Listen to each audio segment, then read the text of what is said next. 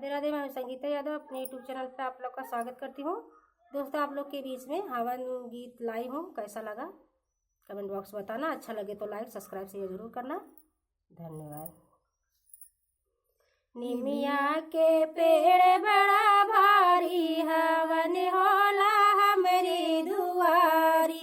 निमिया के पेड़ बड़ा भारी, हवन होला हमरी दुआरी।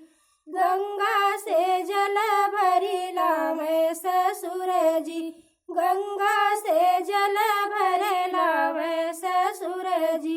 कलसा भरई बारी बारी, हवन होला हमरी दुआरी। निमिया का पेड़ बड़ा भारी, हवन होला हमरी दुआरी। गैया के घियना लिया मैं हो जेठ जी, गैया के घियना लिया मैं हो जेठ जी। करई उजियारी दिया बारी, हवन होला हमरी दुआरी। निमिया का पेड़ बड़ा भारी, हवन होला हमरी दुआरी। लाल चुनरिया लिया मैं देवर जी, लाल चुनरिया लिया मैं देवर जी।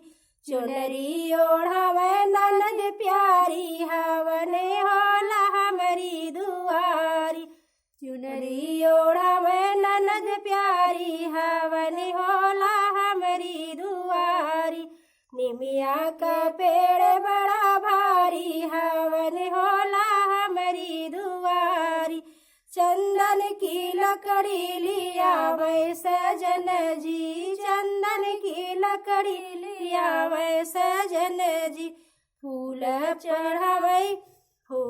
चढ़ावै ननद प्यारी, हवन होला हमरी दुआरी। निमिया का पेड़ बड़ा भारी, हवन होला हमरी दुआरी। हमरी हवनिया में देवगढ़ आए, देवगढ़ आए हो ऋषि मुनि आए।